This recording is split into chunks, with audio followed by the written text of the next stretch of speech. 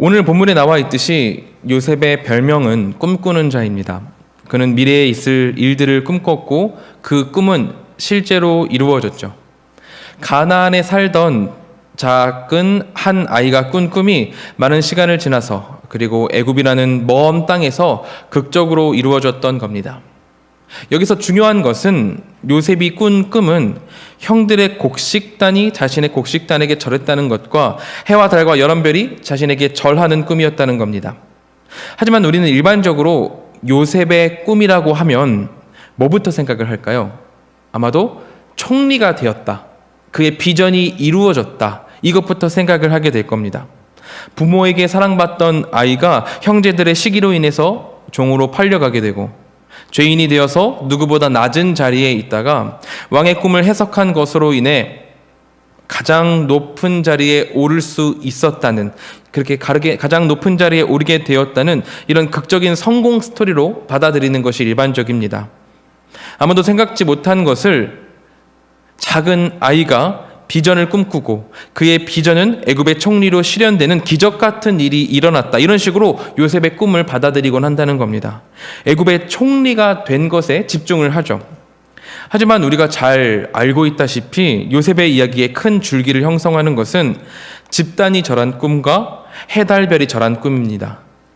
이는 요셉의 가족들이 요셉에게 복종하게 될 것이라는 그런 의미를 담고 있었어요. 예언을 담고 있었어요.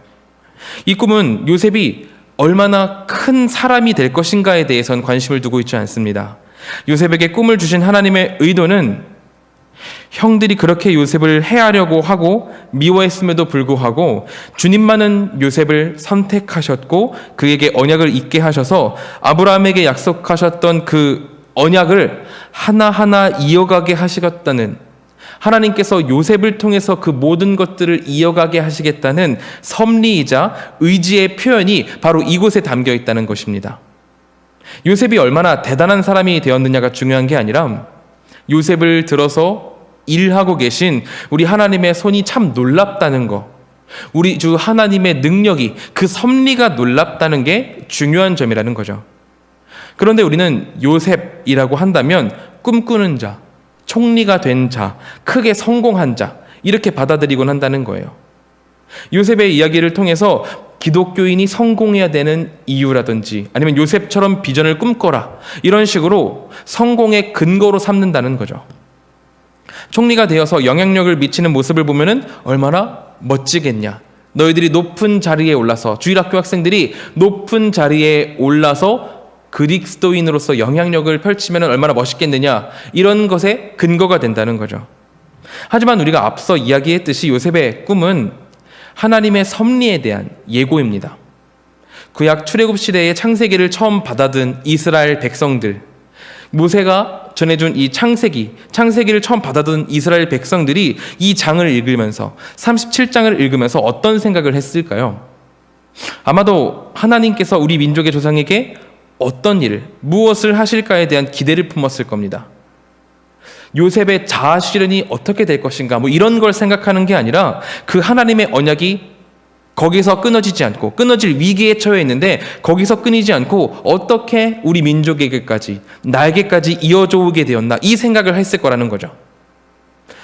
우리가 단군 신화를 보면은 그렇게 나오잖아요. 하늘의 아들이 있고, 하늘의 아들 환웅이라는 자가 있었는데 그가 땅에 내려와서 평소에 사람이 되고 싶었던 곰과 호랑이가 환웅을 찾아와가지고는 어떻게 하면 사람이 될 수 있습니까? 했더니 환웅이 마늘을 주면서 100일 동안 빛을 보지 말고 이걸 먹어라, 그러면은 사람이 될 것이다. 그래가지고 곰과 호랑이가 동굴에 들어가가지고 마늘을 먹는데 곰은 참고 호랑이는 참지 못해서 곰은 결국에 사람이 되어서 웅녀가 되고 그 웅녀가 환웅과 결혼해서 단군이 태어났다. 그래서 고조선이 일어나게 되었다. 이런 이야기가 있잖아요. 이런 이야기가 있는데 이런 이야기가 삼국유사라는 곳에 적혀 있습니다. 이 삼국유사, 그 삼국유사를 받아던 그때의 독자들 있을 거 아니에요? 삼국유사를 받아든 그때의 독자들이 이 내용을 보면서 어떤 생각을 했을까요? 와, 나도 웅녀가 그랬던 것처럼 명확한 비전을 세워야겠다. 사람이 되겠다는 명확한 비전이 중요하지. 비전을 세우자. 그리고 100일 동안 동굴에서 마늘을 먹는 그런 노력을 했던 것처럼 나도 최선의 노력을 다해가지고 비전을 성취해내야겠다. 뭐 이런 생각을 하지는 않았을 거 아니에요. 그때의 독자들은 아마도 이 삼국유사에 나와 있는 단군 신화를 보면서 우리나라는 이렇게 신비롭고 놀라운 시작을 가졌구나. 우리가 저 중국에서 넘어온 중국 사람의 후예가 아니라 우리만의 독특한 정통성을 가진 민족이겠구나. 이런 생각을 했을 거란 말이죠. 그렇다면 창세기를 받아든 이스라엘 백성들은 어떻겠냐는 거예요. 물론 단군 신화는 사실을 기반한 것이 아니라 전설일 뿐이고 삼국사기를 편집한 김부식도 이거를 정사로 받아들이지 않고 그냥 뜬구름 잡는 어떤 전래동화 같은 이야기로 받아들여서 삼국사기에는 이 내용이 없습니다.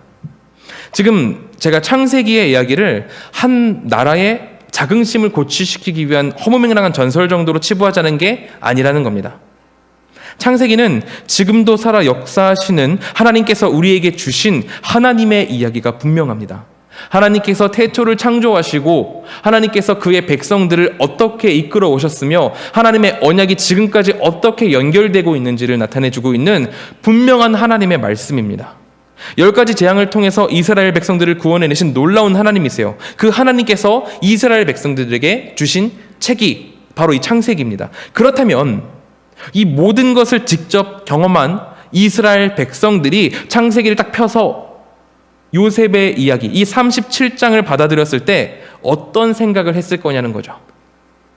이스라엘 백성들은 분명히 하나님의 섭리가 너무나도 놀랍다. 이런 생각을 했을 겁니다.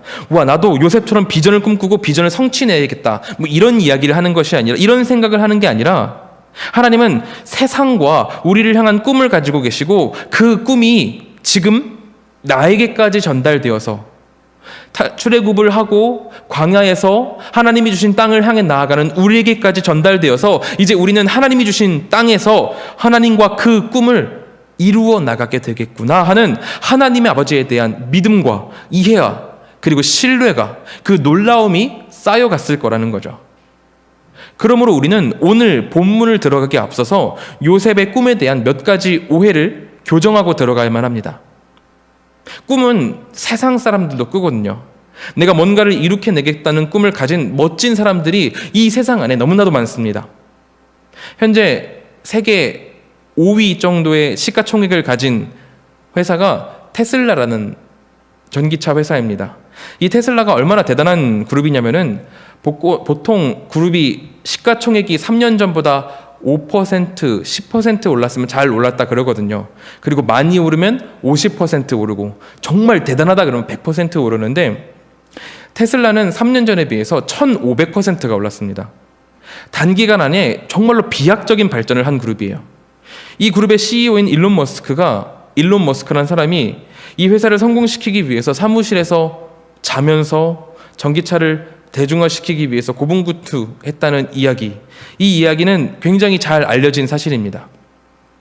그가 그가 쏟아놓은 이야기를 들어보면은 정말 대단하다 싶고 뭉클해지기까지 해요. 엄청 똑똑하고 대단하죠. 하지만 이것은 오늘 우리가 다룰 꿈, 우리가 오늘 다룰 꿈과는 다른 꿈입니다. 신앙 없이도 이룰 수 있는 세속적인 꿈이죠. 이 꿈을 이루면 내가 존귀해지고 내가 높아지는 1인에 한정되는 꿈이라는 겁니다. 하지만 하나님의 꿈은 그런 것이 아니죠. 하나님의 꿈은 나로 인해 하나님의 뜻이 이루어지는데 그 목적이 있습니다. 내가 존귀해지고 내가 높아지는 것이 아니라 우리 주 하나님의 이름이 높아지고 우리 주 하나님의 이름이 존귀해지는 것, 우리 주 하나님의 계획이 그 꿈을 통해서 실현되는 것, 그것에 있다는 거예요. 그리고 무엇보다 이 꿈은 공동체적입니다. 요셉의 꿈이 요셉 1인에게만 내려진 꿈이긴 하지만 하나님은 아브라함을 부르시면서 민족을 이루게 될 것이다. 너가 나의 민족을 이루게 될 것이다 라고 말씀을 하셨거든요. 약속을 그렇게 주셨거든요. 그 말씀이 이어져 와서 요셉에게 전달되고 있기 때문에 요셉의 꿈은 단지 요셉 1인에게 내려진 것이 아닙니다. 이미 이스라엘 전체를 아우르는 공동체적인 일로 약속이 맡겨졌던 거예요. 이렇게 하나님의 꿈은 공동체적이고 하나님의 나라를 성취하는 데에 초점이 맞춰져 있습니다. 그러므로 우리 교회가 가져야 할 꿈, 우리 한가람 공동체가 가져야 할 꿈도 세상이 말하는 성공에 있는 것이 아니라 우리 공동체를 통해서 일하시는 하나님의 계획 안에 있어야 한다는 거죠. 여기서 또 물론 하나님은 주님을 따르는 자들에게 주께서 허락하시는 대로 물질적인 복을 주십니다. 우리에게 물질이 부족하면 하나님께 구해야 하죠. 그게 당연한 일입니다. 우리 아버지께 구하는 게 당연한 일이에요. 이 부분을 깡그리 무시하자는 것이 아닙니다. 다만 하나님께서 창세기 37장 요셉의 꿈 이야기를 통해서 우리에게 주시는 메시지가 있는데 그 메시지의 중요 쟁점은 우리가 비전을 이뤄서 나 자신이 존귀함을 얻는 데에 있다는 것이 아니라 그 꿈이 하나님의 꿈이고 하나님께서 그 일을 어떻게 이끌어 가시냐에 거기에 초점이 맞춰져 있다는 겁니다. 이 부족한 사람들, 우리 너무나 부족하잖아요. 이 부족한 자들을 불러서 하나님과 함께 동역하시고 그 동역을 허락하시고 주님이 계획하시는 꿈에 동참하게 하시는 은혜가 우리를 진짜 존귀로 인도해 간다는 겁니다. 세상이 말하는 반짝하는 그 존귀가 아니라 하나님이 기억하시고 하나님께서 생명책에 이름을 써주시고 하나님께서 잘했다, 내 충성된 종아라고 칭찬해 주시는 그 진짜 존귀가 하나님의 꿈, 그 하나님의 꿈 안에 담겨 있다는 겁니다. 그리고 우리가 함께 모인 이 교회는 애초부터 주님의 꿈에 동참하겠다 시인한 자들이 모인 공동체입니다. 그렇기에 저도 진심으로 오늘 예배하는 우리 모두가 이 꿈을 마음에 품고 함께 나아가기를 소망한다는 겁니다. 우리 한 사람 한 사람, 여기 모여있는 한 사람 한 사람이 바로 요셉입니다. 요셉에게 꿈을 주셨던 것처럼 하나님께서 이 성경을 통해서 주님이 계획하시는 꿈이 무엇인지를 우리가 직접 꿈꾸게 하셨어요. 죄와 악으로 그 더러운 것, 그 어두운 것으로 가득한 이 세상 가운데에서 주님의 선한 나라를 이루는 꿈을 주셨습니다. 그리고 형제들은 비록 요셉을 미워하고 팔아버렸지만 결국에 가서 형들이 요셉을 미워하고 팔아버렸지만 그럼에도 불구하고 형들이 애굽의 총리가 된 요셉 앞에 부복하고 절할 때 요셉은 악을 악으로 되갚는 것이 아니라 안 갚는 것이 아니라 그냥 형들을 용서함으로 선으로 악을 이기는 것을 보여줬습니다. 선을 통해서 악을 이기는 게 뭔지를 보여줬어요. 그랬던 요셉처럼 주님을 향한 선을 가지고 세상을 이겨나가는 것이 무엇인지 우리에게 보여주고 있는 것이 오늘의 본문 37장의 말씀이라는 겁니다. 오늘의 본문을 보면 잘 알 수 있습니다. 하나님은 선한 자에게 하나님의 꿈을 부여하시고 주님의 계획을 실행할 인물로 선택하세요. 선한 인물을 하나님께서 선택하셔서 주님의 꿈을 이루어 나가도록 하신다는 겁니다. 하나님은 야곱의 수많은 아들 중 요셉을 택하셨습니다. 그가 선한 자였기 때문이었어요. 요셉은 세상과 구별된 선을 가지고 있었습니다. 37장 2절을 보면 이렇게 나와 있어요. 야곱의 족보는 이러하니라.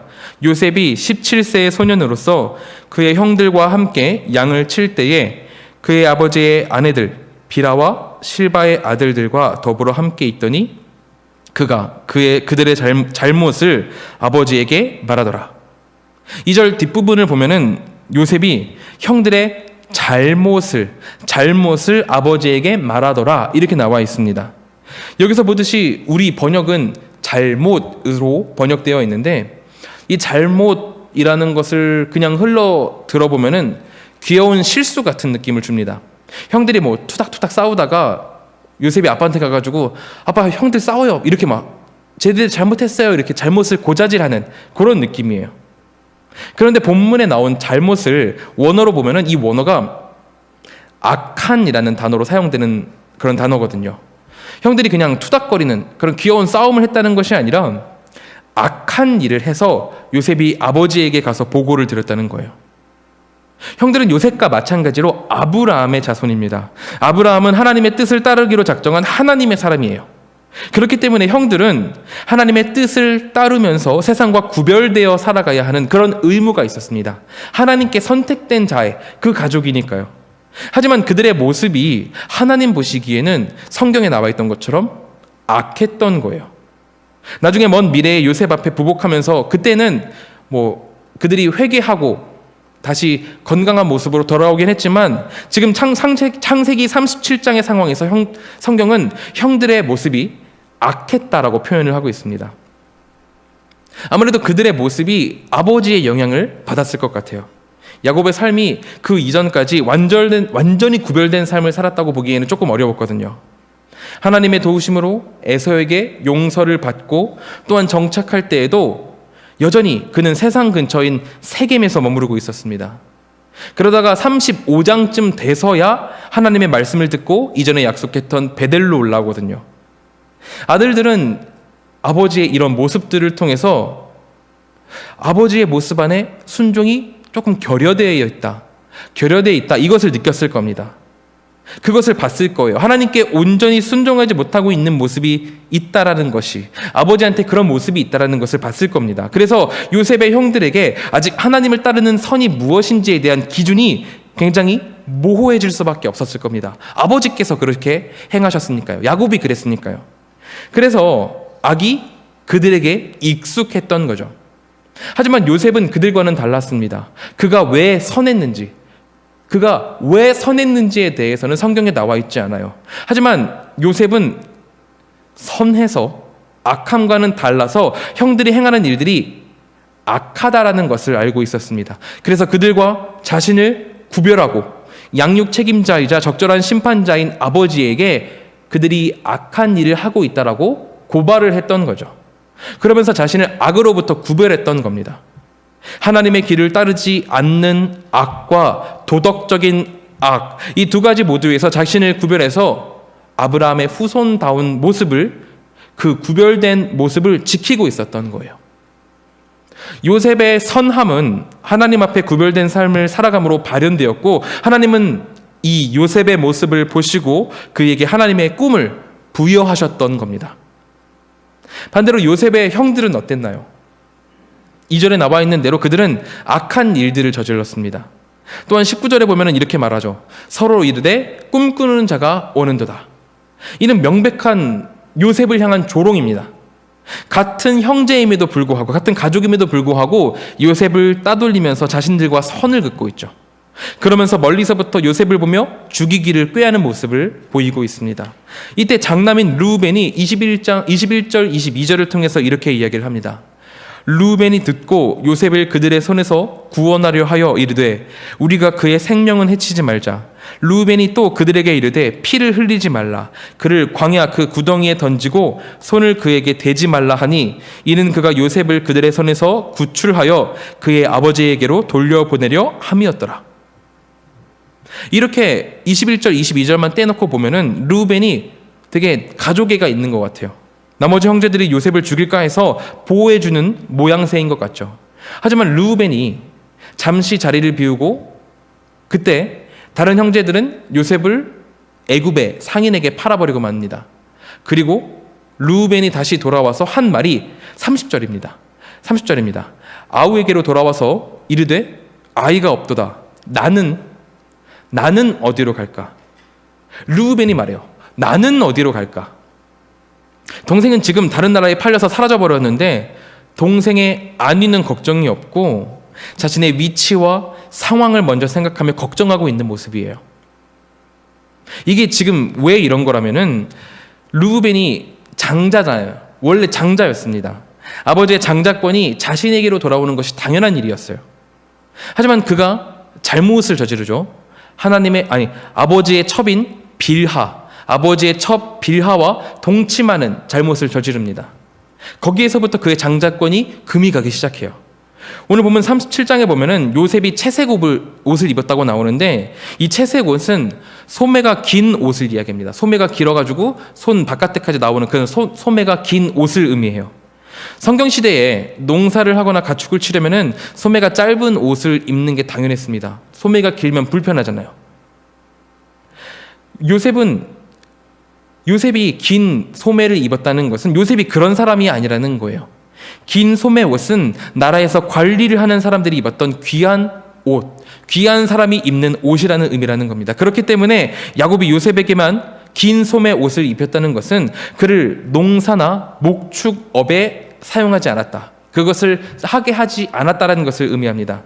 그것에서 제외하고 가족의 귀한 사람으로 여겼다는 건데 바로 야곱 자신을 이어서 야곱의 뒤를 이어서 가족을 다스리는 자로 삼았다라고 볼 수 있습니다. 야곱을 이어서 자신의 후계자가 될 사람, 바로 장자권을 요셉에게 넘겨줄 거라는 야곱의 의도가 숨겨져 있던 거죠. 장자인 르우벤이 있었음에도 불구하고 요셉을 다음 후계자로 지목한 거예요. 바로 이런 부분들에서 르우벤은 자신의 위치가 흔들리고 있다는 것을, 자신의 장자의 위치가 굉장히 흔들려가지고 이렇게 하면 내가 더 이상 답이 없다라는 것을 느끼고 있었을 겁니다. 그래서 아버지에게 인정받고 싶어하고 형제들을 통솔하는 역할을 하기를 원했던 거예요. 그래서 르우벤이 형제들에게 요셉을 죽이지 말고 구덩이에만 뒀다가 아버지에게로 돌려보내자 이렇게 권유를 했던 겁니다. 이렇게 권유해가지고 르우벤이 착해서 그랬다는 것이 아니라 이렇게 행동을 해서 자신을 더 돋보이게 하고 요셉을 아버지에게 찾아주는 척하면서 아버지에게 인정받기를 원했던 거죠.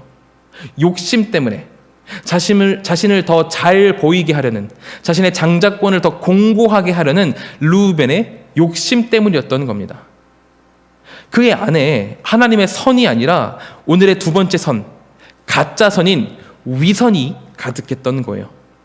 이는 르우벤뿐만이 아니죠. 26절, 27절을 보면은 유다가 이렇게 말을 합니다. 유다가 자기 형제에게 이르되 우리가 우리 동생을 죽이고 그의 피를 덮어둔들 무엇이 유익할까? 자, 그를 이스마엘 사람들에게 팔고 그에게 우리 손을 대지 말자. 그는 우리의 동생이요 우리의 혈육이니라 하매 그의 형제들이 청종하였더라. 누가 보면은 요셉이 굉장히 큰 잘못을 해가지고 막 갇혀 있고, 하지만 형제들은 그를 죽이지 않고 구원하려는, 차라리 살려서 그를 종으로라도 보내자, 이런 좋은 의도인 것 같아 보여요. 하지만 우리는 그게 아니라는 것을 너무나 잘 알고 있죠. 그들은 동생에게 자비를 베풀므로써 스스로 동생에게 자신들이 자비를 베풀고 있다, 이런 식으로 스스로 암시를 걸고 있습니다. 자신들의 탐욕을 미화시키고 있어요.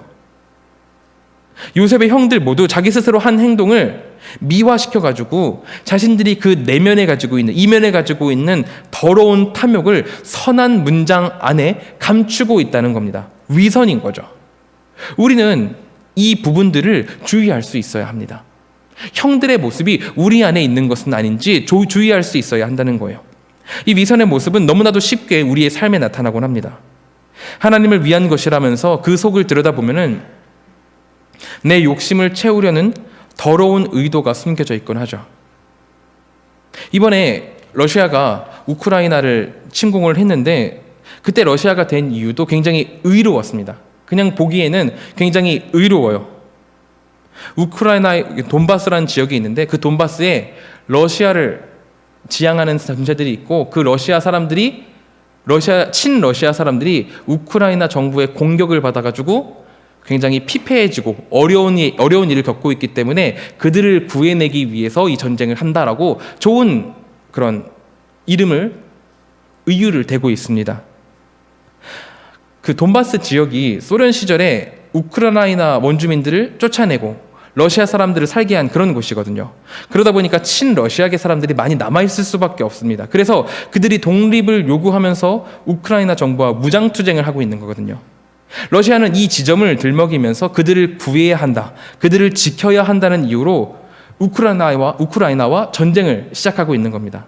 그냥 이 이야기만 들으면은 굉장히 인도주의적이고 정의롭게 느껴집니다. 하지만 그 속내에는 러시아 내에서 자신의 권력을 더 공고히 하려는 어떤 그 자의 그런 욕심과, 그리고 자신들의 영토를 더 넓히려는 그런 욕심, 이런 욕심이 숨겨져 있다는 거예요. 의로운 모습에 허울만 씌워놓고 다른 생각을 하고 있는 겁니다. 그런 것처럼 우리도 하나님을 위한 것이라는 좋은 허물을 씌워놓고는 그 안에는 내 욕심이나 내 위상을 높이려는 그런 의도를 숨겨놓을 때가 너무나도 많다는 겁니다. 그러므로 우리는 내 안에 위선이 있지는 않은지 철저히 생각해보고 내 안에 위선이 있다라고 판단이 된다면 그 자리를 즉시 떠날 수 있어야 합니다. 그리고 세상과 나를 구별짓는 그 구별된 삶을 통해서 주님 앞에 선을 드러낼 수 있어야 해요. 감사하게도 예수님께서는 이 땅에서의 3년을 통해 우리에게 세상과 구별되는 것이 무엇인지를 이미 모본을 보여주셨습니다.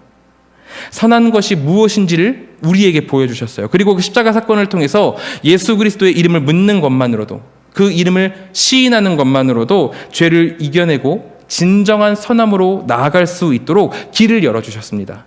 그렇기 때문에 우리에게 남아있는 것은 내가 악함을 택할 것인지 아니면 선을 택할 것인지 고민하고 하나님이 더 원하시는 것을 선택할 수 있도록 우리를 훈련을 시키는 데에 있다는 겁니다. 요셉은 이 선택 중에서 선함, 하나님이 원하시는 것을 선택할 줄 알았고, 그래서 주님의 선택하심을 받아서 하나님의 꿈을 꾸고 하나님의 계획을 실행하는 자가 되었던 거죠. 이 은혜가 우리와 함께하기를 소망한다는 겁니다. 단순히 내가 총리가 되고 그렇게 높아지는 것 해봤자 어떤 의미가 있겠어요. 우리가 죽게 되면은 이 땅을 떠나는 날 한 줌의 재가 되고 잊혀지게 될 텐데요. 하지만 주님의 꿈은 이미 우주적인 영향력을 가지신 하나님과 동행하며 주님의 꿈을 꾸고 주님의 계획을 직접 실현해 나가는 은혜가 있습니다. 하나님께서 이 작은 나를 기억하시고 충성된 종이라고 부르시는 감격이 하나님의 꿈 안에 담겨 있다는 겁니다. 요즘 코로나와 여러 가지 세상의 기조로 인해서 우리 공동체와 하나님보다 나를 더 생각하고 보살피려는 모습들이 보이곤 합니다. 하지만 주님의 꿈을 쫓아서 걷는 것이 무엇보다 복되다는 것을 기억하고 하나님과 함께 나아가는 우리 모두가 되기를 소망합니다. 그때에 주님의 꿈이 이 땅에 아름답게 실현될 것입니다. 이 축복이 우리 한가람 교회 안에 가득하기를 축원합니다. 기도하겠습니다.